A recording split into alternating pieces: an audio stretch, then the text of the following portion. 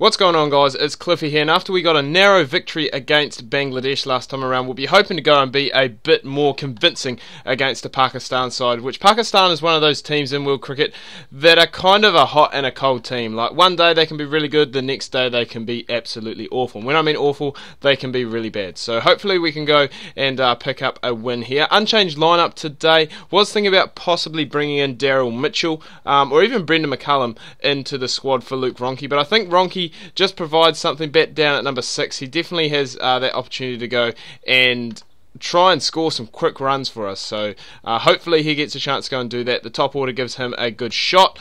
Ajmal must have fixed his bowling action because he is back bowling. That's Pakistan's aim for the World Cup, is to get him in and I guess critiqued for the World Cup so he can come back and bowl. And I think he'd be one of those players that if he's playing in the Pakistan side, he is going to be, well, Pakistan will have a better chance. I mean, Pakistan, their one-day team, as I said, bit inconsistent probably is the best word that we're looking for. But if they have Ajmal, he is a world-class spinner, and you put some of the other bowlers around him and some of the other batsmen who have performed against New Zealand in the UAE, and you're looking at a pretty solid side, like one of those teams, I guess, always probably considered a bit of a dark horse when it comes to the World Cup. And Kane Williamson's brought up 50. He's actually done it quite quick. Martin Guptill was supposed to be the aggressor of the two here, but he's being outscored at the moment by Kane Williamson. But both are going at a pretty good rate. Direct hit, but it's not out. We've picked up just over 100 in, well, we're actually not even past 20 overs yet, which is very promising. I try and aim like I have certain targets, I guess,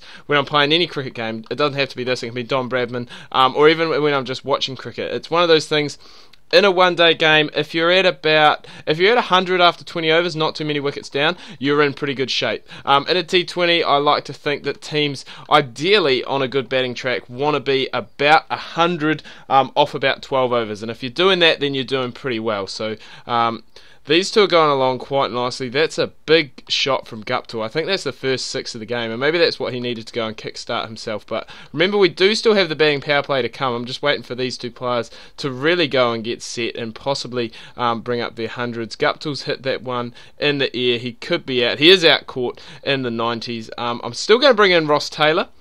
And hopefully he can go and carry on some aggressive batting. Kane Williamson's almost done the same thing. He's almost got himself out in the 90s, but he's been given a chance. Ross Taylor always seems to be one of those players. He doesn't have the highest aggression in this game, but when he does come in, he does seem to score quite fast, which is nice, especially when you're off to where you've got a platform like this one here. So hopefully we can go and really kick on from here, because we've got a very good start, and hopefully we can post somewhere around 300 will be nice, because this looks like a very good batting pitch. As you can see, pitch condition is still 8.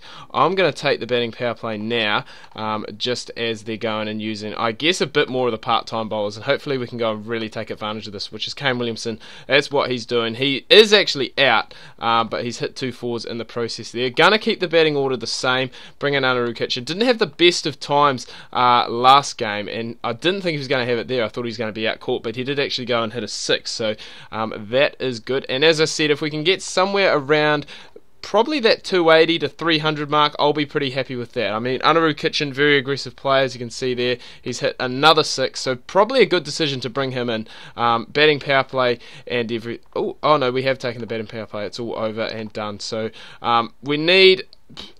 I mean, 300 is probably looking a bit out of reach at this stage.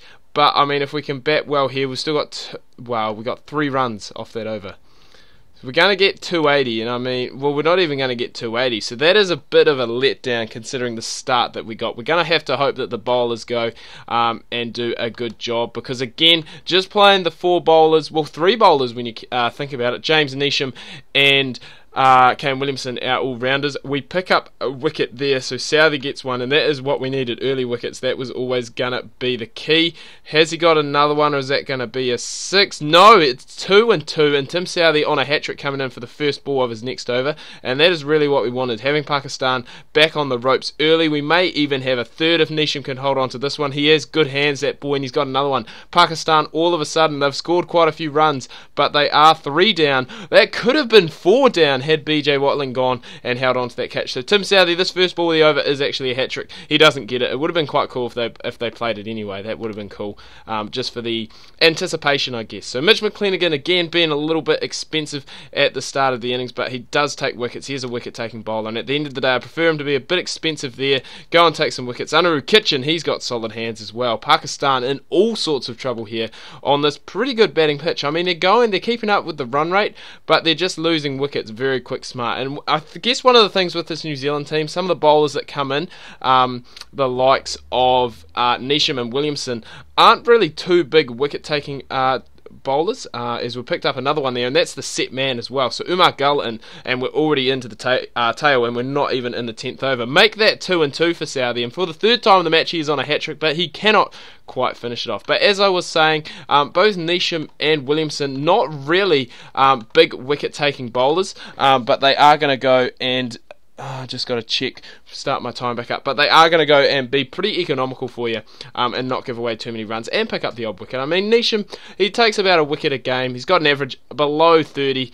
which in one-day cricket is pretty good. I mean, look at this. The run rate now just being pushed up something wicked, again, from some economical bowling from Jimmy Neesham and Ryan McCone. Ryan McCone, one of those players, he's a bit in the middle. I mean, look at that average. That average, when you think about it, is not great, but we've got time. We're going to quickly go and look into his stats.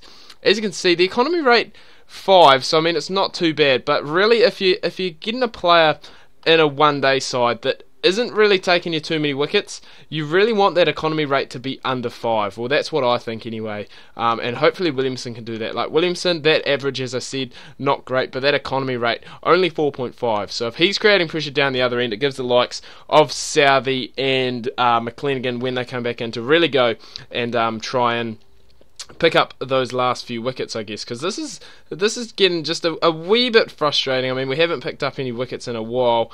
McCone's bowled 6.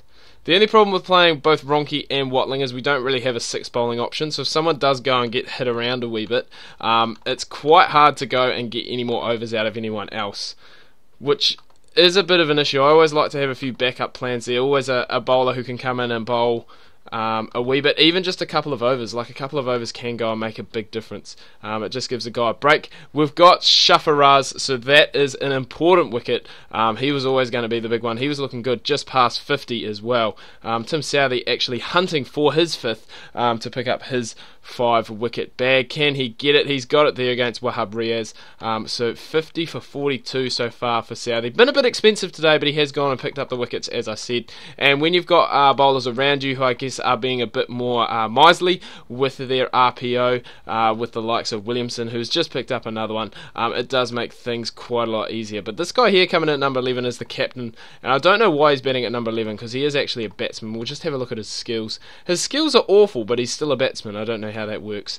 So Tim Southee, he finishes off his spell. We'll bring in Jimmy Neesham just to go. Actually, I'm going to bring in Ryan McCone just because I'd like him to go and pick up a wicket. That would be quite nice, and it might make his record look a wee bit better as well. But Williamson, he's going to bowl out. He's only gone, well, he's gone for not many. He's only got, well, 43. That is actually, it is actually a few, but he's keeping up with his runs per over, and I just realised that I've stuffed up here a little bit, and that someone is going to have to bowl an extra over, but it's not going to be too much of an issue. They need 89 from 42, so not really too much of an issue, and hopefully we can go and pick up this last wicket very soon. How are we going for time? That's the one thing about these recordings, you've got to make sure that you get through in time. We've got about a minute. Neesham's gone and picked it up. New Zealand win by 80 runs, and that is a lot more of a comprehensive victory than we had against Pakistan. So we've got Zimbabwe next up. Should be another win. We should go 3-3. I'll have that for you guys on Saturday. Tomorrow we're going to have some Don Bradman Cricket Career Mode Big Bash League again. Can't wait to show you that. Remember, guys, if you are new to the channel, hit that subscribe button. If you are returning, hit that like button. Catch you tomorrow for Don Bradman. Make sure you do not miss that.